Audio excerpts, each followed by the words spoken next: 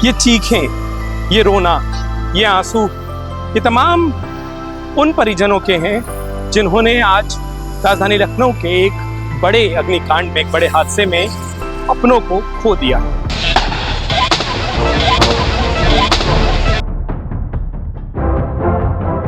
हादसा इतना बड़ा कि उत्तर प्रदेश के उप मुख्यमंत्री ब्रजेश पाठक भी अपने आंसू नहीं रोक पाए। बात करते करते वो भी रो पड़े। हमारे बच्चे बहुत ही दुखद है। ये सब कुछ हुआ राजधानी लखनऊ में दोपहर को, सोमवार की दोपहर को करीब 2:15 से 2:30 बजे के बीच में। राजधानी लखनऊ के अलीगंज इलाके के पुरानिया चौराहे के पास एक 2 मंजिला भवन में सोमवार की दोपहर को आग लग गई। जब तक स्थानीय लोग धुआं देखकर ये समझ पाते कि आखिरकार वहाँ क्या हुआ है, अचानक से उस धुएं ने आग की शक्ल ले ली और देखते ही देखते वो 2 मंजिला जो बिल्डिंग थी वो भीषण आग की चपेट में आ गई। लोगों ने कहा कि वो एक कोचिंग सेंटर है, लेकिन बाद में स्पष्ट हुआ कि वो एक गेम पार्लर और वहाँ पर एनिमेशन स्टूडियो का काम चलता था, जिसमें गर्मी की छुट्टियों की वजह से, गर्मी को देखते हुए दूर दूर से कई बच्चे थे जो कि आए हुए थे वहाँ पर एनिमेशन सीखने, वहाँ पर कोचिंग के काम को सीखने, वहाँ तमाम चीज़ों को जानने के लिए वो सभी वहाँ पर मौजूद थे। शुरू में लगा कि ये आगजनी है और तमाम बच्चों को रेस्क्यू किया गया है, लेकिन देखते ही देखते वो आगजनी भीषण हो गई। उस 2 मंजिला बिल्डिंग का जो सामने का हिस्सा था वो पूरी तरीके से आग की चपेट में आ गया और ये उस बिल्डिंग का इकलौता हिस्सा था, इकलौती जगह थी जहाँ से उस बिल्डिंग में प्रवेश किया जा सकता था या फिर निकला जा सकता था। यानी जब सामने उस फ्रंट एलिवेशन पर आग लगी हुई थी तो पूरा का पूरा बिल्डिंग का सामने का हिस्सा धू धू कर जल रहा था।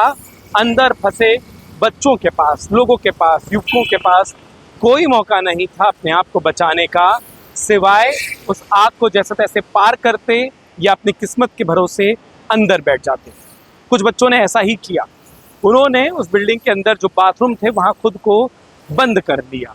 उस बाथरूम में अपने आप को बंद करके वो इस उम्मीद में थे कि शायद थोड़ी देर में आग बुझ जाएगी, उस आग पर नियंत्रण पा लिया जाएगा, लेकिन शायद उनमें से भी कुछ की किस्मत ने साथ नहीं दिया। उस बिल्डिंग में सामने आग लगी थी और अंदर धुआं भरता जा रहा था। 3 तरफ से पक्की दीवारें थी, यानी किसी के पास निकलने का कोई भी जरिया नहीं था, कोई भी साधन नहीं था, मौका नहीं था। और ऐसे में कई वहाँ मौजूद बच्चों ने, युवकों ने तो सिर्फ धुएं के कारण दम घुटने से अपना दम तोड़ दिया। जैसे जैसे वहां आग पर नियंत्रण पाया गया, दसियों दमकल की गाड़ियां मौके पर मौजूद थी। वो कोशिश कर रही थी कि जैसे तैसे आग पर नियंत्रण हो। इस बीच में वो तस्वीरें भी आई जो शायद हम आपको दिखा भी ना पाए। उस धू धू कर जलती बिल्डिंग के सामने के हिस्से में से जब बच्चों को लगा कि वो नहीं बच पाएंगे तो आग के बीच में से ही वो अपनी जान बचाने को कूद गए।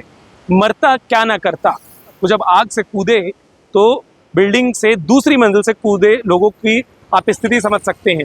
नीचे बचाने वाला कोई नहीं, नीचे भी आग जल रही है। बाउंड्री पर कोई गिरा, कोई लोहे के एंगल पर गिरा, कोई सीधा ज़मीन पर आ गिरा, उनको चोटें आई। और उसके बाद वहाँ पर स्थानीय लोग फायर ब्रिगेड की मदद से कोशिश करने लगे कि रेस्क्यू हो।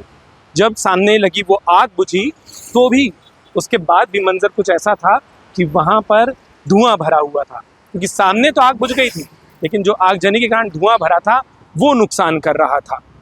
उसके बाद जब दमकल कर्मियों को, पुलिस को ये समझ नहीं आया कि कैसे रेस्क्यू किया जाए, उन्होंने उस पक्की दीवार को तोड़ना शुरू कर दिया ताकि धुआं निकल सके, अलग अलग दिशाओं से धुआं निकले और अंदर क्या हाल है वो दिखे। जब अंदर का हाल सबने देखा तो वो दंग रह गए। एक एक करके दोपहर से जो ये आगजनी हुई थी उसको रेस्क्यू करने के बाद शाम के 6 बजे तक एक एक करके 14 डेड बॉडियाँ वहाँ से निकली। उप मुख्यमंत्री ब्रजेश पाठक वहाँ मौके पर मौजूद थे और वो एक एक शव को निकलता देख रहे थे।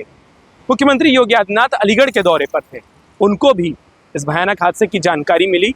उन्होंने अपने चलते भाषण को रोका, लोगों को बताया कि वो अपना दौरा खत्म करके, रद्द करके राजधानी लखनऊ लौट रहे हैं। मुझे तत्काल वापस लखनऊ जाना पड़ रहा है। लखनऊ में एक दुर्घटना हुई है। उन्होंने सख्त लहजे में ये भी कहा कि जो भी इस घटना का दोषी होगा उसे छोड़ा नहीं जाएगा। तो वहीं उन्होंने पीड़ितों के प्रति सांत्वना भी जताई। उन्होंने अधिकारियों को मौके पर रहकर रेस्क्यू को जल्द से जल्द पूरे करने के निर्देश दिए। वहीं अपनी आंखों के सामने एक एक करके 14 शव निकलते देखकर उप मुख्यमंत्री ब्रजेश पाठक भावुक हो गए, अपने आंसू नहीं रोक पाए। इन सारे मंजर के बीच में प्रधानमंत्री नरेंद्र मोदी ने भी लखनऊ में हुए इस भीषण अग्निकांड पर दुख जताया है। मुख्यमंत्री योगी आदित्यनाथ भी इस पूरे मामले की राजधानी लखनऊ पर आकर मॉनिटरिंग करेंगे, वो भी इसकी जांच करेंगे। लेकिन ये जो अग्निकांड हुआ है, जो भीषण हादसा हुआ है, उसने 14 मासूमों की, कम से कम 14 मासूमों की जान ले ली। अभी भी कई ऐसे हैं जो जिंदगी और मौत की लड़ाई लड़ रहे हैं। ट्रामा सेंटर से लेकर उस बिल्डिंग में फंसे लोगों को जो इलाज मिल रहा है, कोशिश ये है कि सबकी जान को बचा लिया जाए। लेकिन सवाल ये उठता है कि आखिरकार ये आग लगी कैसे। सवाल ये भी उठता है कि क्या उस बिल्डिंग में इस तरीके की आगजनी से निपटने के या किसी भी तरीके की आगजनी से निपटने के कोई साधन मौजूद थे या नहीं थे। सवाल ये भी उठता है कि क्या ऐसी परिस्थितियों के लिए बाहर निकलने का वहाँ कोई रास्ता था भी नहीं था। अब इन सवालों के जवाब ढूंढे जाएंगे, जिम्मेदारों को पकड़ा जाएगा, दोषियों के खिलाफ कार्रवाई होगी। निश्चित रूप से वो कह दिया गया है, लेकिन जो कभी वापस नहीं आ सकेंगे वो तमाम वो लोग हैं जिन्हें आज इस अग्निकांड में उनके अपनों ने खो दिया है। राजधानी लखनऊ में इस भीषण अग्निकांड की कई सारी तस्वीरें, कई सारी ग्राउंड रिपोर्ट हमारे उजाला उत्तर प्रदेश पर हम आपको दिखाएंगे। अपना वक्त देने के लिए आप सभी का बहुत बहुत शुक्रिया। अगर आप ये वीडियो YouTube पर देख रहे हैं तो हमारे चैनल को सब्सक्राइब करें और बेल आइकन को दबाना ना भूलें। अगर आप Facebook पर ये वीडियो देख रहे हैं तो हमारे पेज को लाइक करें।